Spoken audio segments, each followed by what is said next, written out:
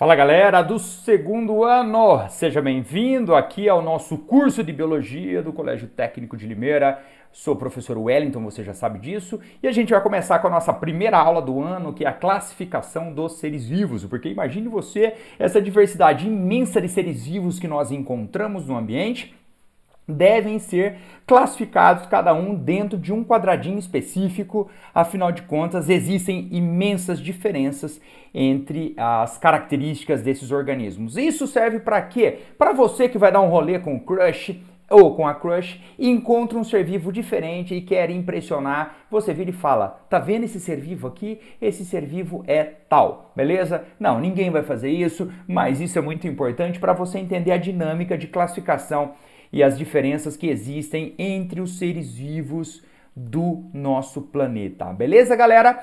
Então vamos que vamos, a gente vai começar aqui a falar sobre primeiro o que é sistemática. Então a sistemática evolutiva, né, que é um ramo da biologia, ele estuda a biodiversidade.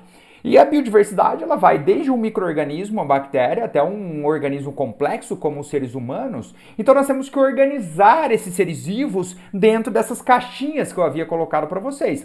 Dessa maneira, cria-se a sistemática evolutiva, que vai ser a responsável pela organização dessas caixinhas, e a gente vai ver como isso aconteceu ao longo do tempo, beleza? Muito bem, e para a gente entender um pouquinho melhor da sistemática evolutiva, nós vamos acrescentar a taxonomia. Pulei a espécie por um motivo que eu já falo qual é. A taxonomia nada mais é do que a classificação, dar nomes às coisas. Então é classificar os seres vivos dentro dessa biodiversidade, colocando nomes às coisas. Mas o que deve ser classificado? O que deve ser enquadrado dentro de cada um desses pacotinhos? As espécies. Então a espécie, galera, é uma unidade de classificação de ser vivo. O que é isso? Uma espécie é um organismo, é um ser vivo específico. Por exemplo, eu, Wellington, sou da espécie humana. Você que está assistindo minha aula, talvez também seja da espécie humana, né? Se você tiver com um gato no colo, um cachorro no colo nesse momento, você está junto de um organismo de uma espécie diferente da sua. E o que define biologicamente, galera, sermos de espécies diferentes é isso aqui, ó. A capacidade de reproduzirmos, de nos reproduzirmos e gerarmos descendentes férteis.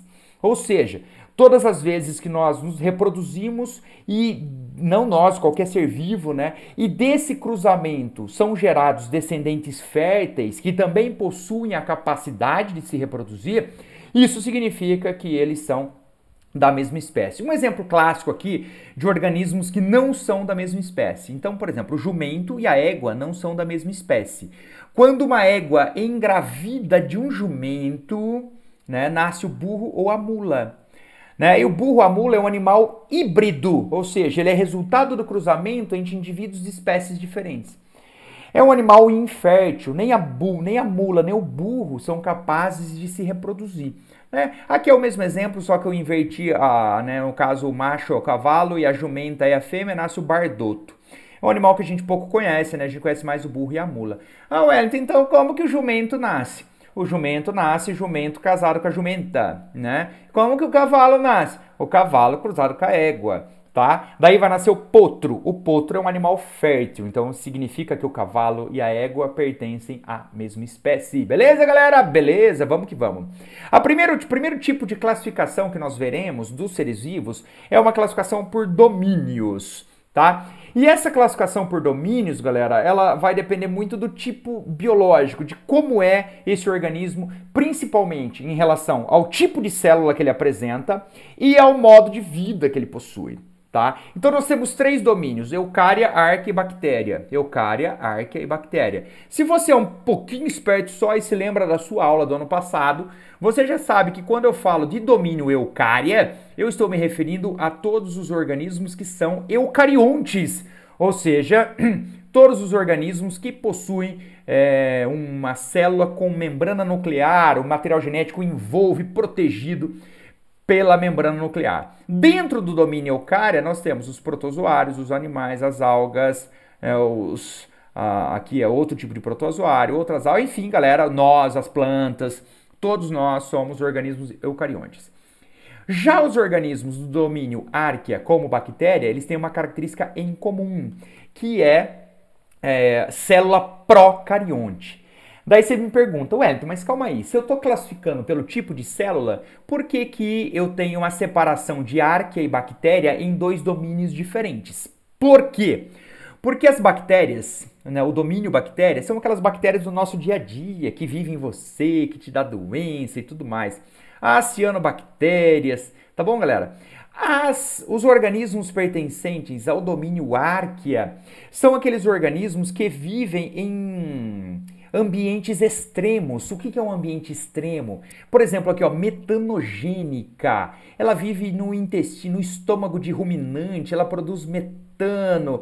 Hipertermófilas, que vivem em ambientes com muito calor, com próximo de vulcão. Halófilas são aqueles organismos que vivem em ambiente com uma quantidade de sal muito grande, o que inviabilizaria a vida dos organismos do domínio bactéria. Beleza? Então, classificação por domínios. Não é tão comum, porque você conhece muito melhor a classificação por reinos, os 5 reinozinhos aqui do nosso querido Linneu, né? Monera, protista, fungo, metafita e metazoa. Então, nós temos aqui o reino metafita, também conhecido como reino plantae ou reino vegetal. O reino metazoa, também conhecido como reino animalia, ou simplesmente reino animal, né? Então, galera, o que a gente vai falar aqui agora, né, não está no slide escrito bonitinho, afinal de contas, nós estamos em aula, você pega o seu caderno e anote o que eu vou falar para você, né? Reino Monera, todos os organismos procariontes pertencem ao reino Monera. Daí, quando a gente volta para a questão dos domínios, dentro do reino Monera, nós encontramos todos os organismos do domínio bactéria, como todos os organismos do domínio Archaea, beleza? Pertence ao reino Monera, portanto, todos os organismos unicelulares procariontes. Reino protista. O reino protista ele tem uma classificação interessante. Por quê? Porque existem organismos no reino protista que possuem características de animal e organismos que possuem características de plantas. Dentro do reino protista, portanto, nós temos os protozoários, que são aqueles organismos que possuem características do lado dos animais. Protozoário, unicelular, eucarionte.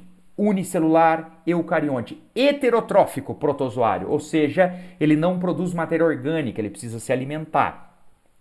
Dentro do mesmo reino protista, nós temos organismos que são fotossintetizantes, as algas. Então, as algas pertencem ao reino protista. Isso mesmo, uma alga não é planta. Por quê? Para ser uma planta, um organismo tem que ter tecidos diferenciados. Então, o que é isso? Por exemplo, eu vou falar o órgão diferenciado agora, como exemplo, folha, caule, raiz. As algas não têm essas estruturas. A alga, portanto, as algas pluricelulares, elas são um aglomerado de células que todas desempenham funções semelhantes. Não existem funções específicas entre as células de uma alga. Por isso, elas estão no reino protista. Tá beleza? Reino fungi, aqui um cogumelo maravilhoso. Então, estão os fungos e as leveduras no reino fungi. As leveduras são unicelulares eucariontes. Aí você fala, Wellington, mas e agora? Eu vou confundir uma levedura com um protozoário. Porém, galera, os organismos do reino fungi possuem parede celular de quitina. Não fiquem tão preocupados com essas características específicas de cada um dos organismos nesse momento. Por quê? Porque nós teremos ao longo desse ano o estudo individualizado de cada um desses reinos. Fechou? Muito bem. Os fungos pluricelulares são os cogumelos, os bolores, que você já deve ter comido algum, né? O mofinho, orelha de pau, enfim.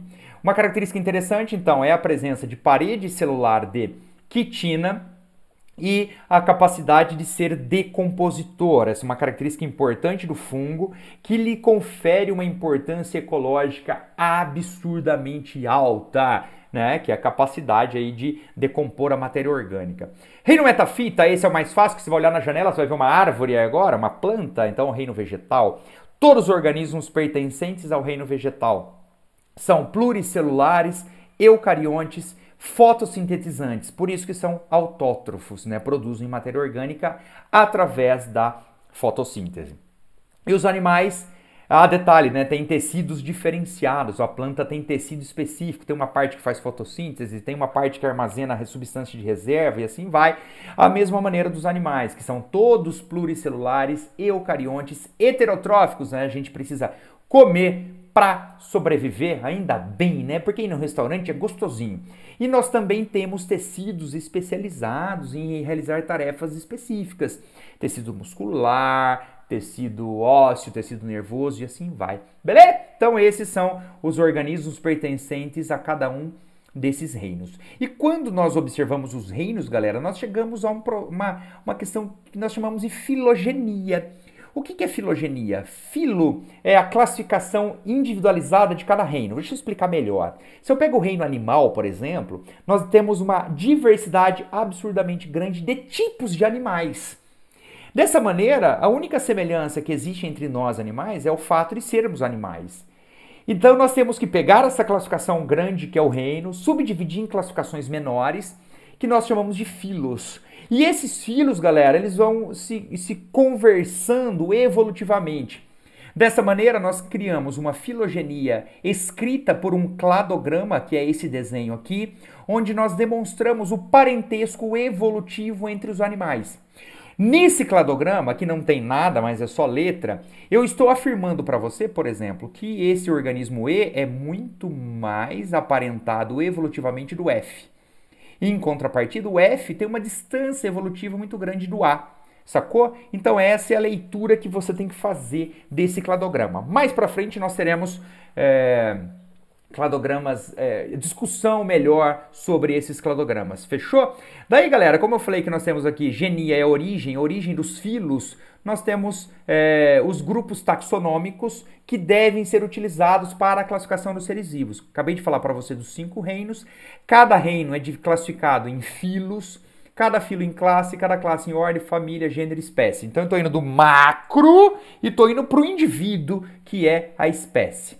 Reficofagem não existe, tá, galera? Isso aqui é uma palavra que você pode usar para facilitar a sua vida, ó. Reino, filo, classe, ordem, família, gênero e espécie. Fechou? Reficofagem facilitou a sua vida ou não, tá? Então, essa é a classificação de grupo taxonômico. Vamos dar um exemplo prático aqui.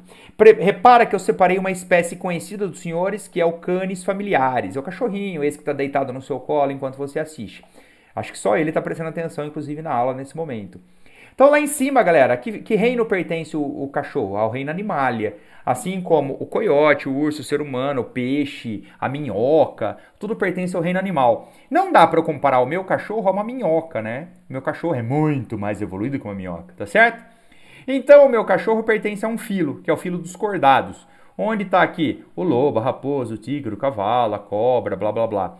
Dentro desse filo está num subfilo que eu chamo de vertebrado. Meu cachorro é vertebrado, legal? Tirei aqui o anfioxus, né? Tirei a assídia. Eu conheço os animaizinhos, por isso que eu estou falando o nome.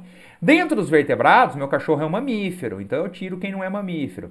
Dentro dos mamíferos, meu cachorro é carnívoro, né? Dentro dos carnívoros, ele é um canídeo. Dentro dos canídeos, ele pertence ao gênero Canis, né? E dentro do gênero Canis, ele pertence à espécie Canis familiaris. Então, nós temos aqui um exemplo de uma classificação taxonômica de reino a espécie do cachorro. Ai, ele tem que decorar isso? Não, não tem, galera, mas tem que saber que existe essa classificação taxonômica. Então, quando eu olho aqui, o que você vai falar para mim? Isso aqui, se eu não me engano, é um lobo, certo, galera? Isso é um lobo, isso é um coiote.